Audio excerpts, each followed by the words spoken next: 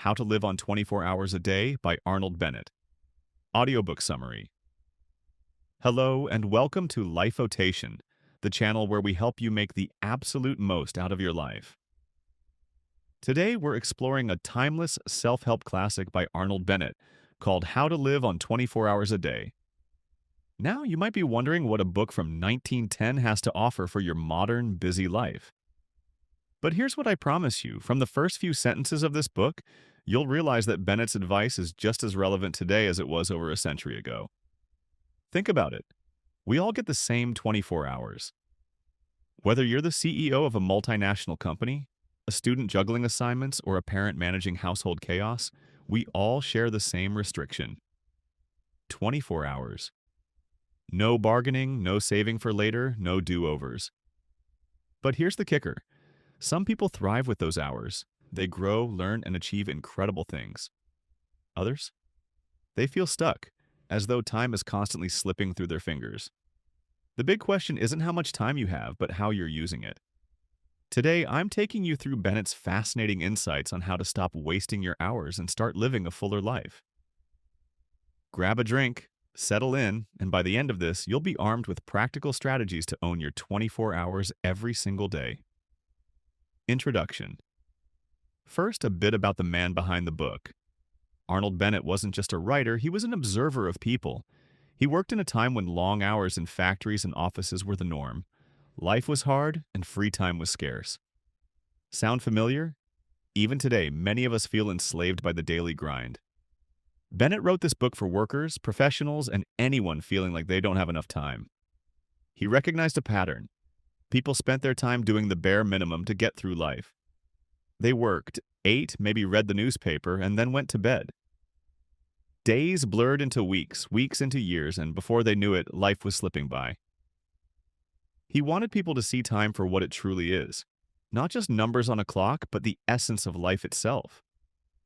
Time is your wealth, your most valuable resource, and it's up to you to reclaim control over how you spend it. Now think about this. If you were given $86,400 to spend every single day, would you waste it? Probably not. You'd strategize, put it to good use, and make sure you got the most bang for your buck. But here's the thing. We all get 86,400 seconds every single day. How many of them are spent intentionally? Bennett reminds us that time is the great equalizer. It doesn't matter if you're rich or poor, young or old, living your dream life or simply surviving. We're all subject to the same rule. The question is, what are you going to do with your hours? Reframing time as your most precious resource. The first and most important lesson from the book is this. Time is life. It's not something separate. It's not just a tool you use to build your life. Your time is your life. Every hour is an opportunity, and those opportunities slip away whether you pay attention or not. Bennett encourages us to see time as finite. It's like having a wallet with a very specific amount inside. Once you spend it, it's gone forever. And yet, people treat time as though they have an endless supply. They waste hours procrastinating, scrolling, or doing things that don't actually serve them. Think about your typical day. Have you caught yourself saying, "Oh, I don't have time for that," and then spent 45 minutes scrolling through social media? Bennett's philosophy forces us to confront this uncomfortable truth. We always think we're too busy, but the truth is most of us are simply managing our time poorly. Time management, he says, isn't just about routines and schedules. It's about recognizing what truly matters to you and giving those things your attention. Interactive example.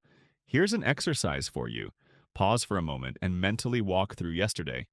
From the moment you woke up to the time you went to sleep, where did your hours go? Could you identify time spent on things that truly mattered? Or did a good chunk of it get frittered away on small distractions? You don't have to answer out loud, but being aware of this is the first step to change. Awareness starts the process of reclaiming your time. How to spend your 24 hours wisely. Bennett famously breaks down a simple way to start reclaiming your 24 hours. He suggests carving out 90 minutes every day for personal development. 1.5 hours. That's it. At first, this may feel impossible if your routine is jam-packed, but stick with me. Bennett calls this time cleaving. Instead of trying to restructure your entire day, you focus on chipping away at the time you already have and putting small chunks towards something meaningful. For instance, instead of spending your morning commute mindlessly staring at your surroundings or a screen, use it to listen to an audiobook or podcast. That inspires you. Or maybe in the evenings, take 30 minutes before bed to read a book, reflect on your goals, or work on a passion project. Modern application. We live in an age of distractions. Social media, endless streaming services, and modern work-life spillover can eat up your day.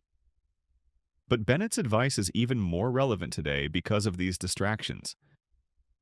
Imagine reclaiming those small pockets of dead time, waiting in line, commuting, cooking dinner, to reinvest in yourself. Start small. Instead of overhauling your schedule, Bennett recommends finding just 15 minutes to start incorporating productive habits. Build up to those 90 minutes over time. The best part? These minor investments accumulate over months and years. What makes this approach so powerful is the compounding effect of small, consistent efforts. Imagine dedicating just 15 minutes a day to learning a new language. Over a year, that's more than 90 hours of practice, enough to build conversational skills. Or think about reading a handful of pages each night before bed. By the end of the year, you could have finished multiple books. These incremental actions might seem insignificant at first, but over time, they snowball into profound changes. Bennett's message is clear. You don't have to overhaul your life in one dramatic move. Progress is made through small, intentional steps that, when practiced daily, transform your 24 hours into the foundation of a richer, more purposeful life. The role of reflection and alignment. The next big concept Bennett emphasizes is reflection. Time isn't just about doing more, it's about doing the right things. Overloading your schedule with productivity can backfire if you're not moving in the right direction. Bennett suggests spending time every evening reflecting on your day. Ask yourself questions like, what went well today? What drained my time unnecessarily? Did I spend time on things that align with my goals and values? These 10 minutes of reflection help you identify habits that serve you and those that don't. Over time, this self-awareness will reshape your days. Reflection isn't just about analyzing your past day. It's also about envisioning your future and aligning daily actions with your long-term goals. By taking a few moments to think about where you ultimately want to be in life, you can gain clarity on whether your current habits are leading you toward that destination. For example, if your goal is to improve your health, reflecting on whether you prioritized exercise or made healthy food choices yesterday can help you determine what adjustments to make tomorrow. This habit of regularly checking in with your goals ensures that you're not just busy, but busy with purpose. When you reflect with your bigger picture in mind, you create a roadmap for steady, intentional progress. Furthermore, Bennett's emphasis on alignment with personal values adds an emotional depth to this practice. Living out of sync with what truly matters to you can lead to frustration or a sense of emptiness, even if you appear productive on the surface. Reflection helps you identify areas where you might have drifted away from your core values. Maybe you value creativity but spent the day stuck in monotonous tasks, or perhaps relationships are important to you, but you didn't make time for a loved one. Addressing these gaps consciously allows you to realign your actions with your values, making your minutes and hours feel more meaningful. Over time, this alignment fosters not just productivity, but a more authentic and fulfilling life. A practical example. Here's an easy way to start. Keep a time journal for a week. Write down what you do hour by hour. At the end of each day, notice where your time is being wasted or where you could have blocked off a small portion for self-improvement. Overcoming mental obstacles. By now, you might be thinking, this all sounds great in theory, but I'm already overwhelmed. Bennett tackles these excuses head-on. He acknowledges that life is busy, but he also challenges us to examine our priorities. Are you really too tired after work, or are you simply in the habit of zoning out with distractions? Here's a tip from Bennett for starting small. Do something instead of nothing, even if it's minimal. You don't need hours of free time to make progress. Use small moments scattered throughout your day to start building momentum.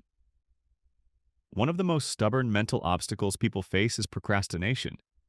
Bennett might describe procrastination as a silent thief of time, one that robs you of progress without you even noticing it. To counter this, start by breaking tasks into smaller, more manageable pieces. For example, instead of saying, "I need to write a report," set a more specific goal like, "I will write the introduction in the next 15 minutes." Tackling tasks in bite-sized portions reduces overwhelm and makes it easier to take the first step. Another powerful tactic is the 2-minute rule. If something can be done in less than 2 minutes, do it immediately. This prevents small tasks from piling up and dragging down your momentum. Remember, action sparks motivation, not the other way around. Once you start, it becomes easier to keep going. Building discipline is another essential part of overcoming mental barriers. Discipline isn't about sheer willpower, it's about creating habits and systems that reduce the need for constant decision-making. For instance, setting a predictable schedule for self-improvement removes the guesswork from your day.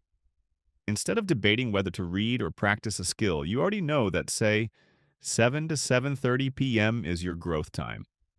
Pairing habits can also be incredibly effective. For example, listen to an inspiring podcast while cooking dinner or exercising. Most importantly, reward yourself for staying consistent. Even celebrating small wins, like ticking something off your to-do list, gives you a sense of progress and reinforces the habit. With time, discipline transforms into a reliable structure that supports your personal growth every single day. Conclusion. As we wrap up, here's the key takeaway. Life is short, time is fleeting, but you're not powerless. You can choose how to spend your 24 hours. Start by valuing your time like it matters, because it does. Treat it as the most precious thing you own and ask yourself, is this how I want to spend my life? You don't need to make dramatic changes overnight. Take it slow. Start carving out those 15-minute blocks. Build your habit of reflection, and watch how those small changes grow into a more fulfilled life. Thank you for joining me today on Lifeotation. If this resonated with you, please like, comment, and subscribe for more life-changing insights. Until next time, remember this. Your 24 hours are yours to design. Make them count.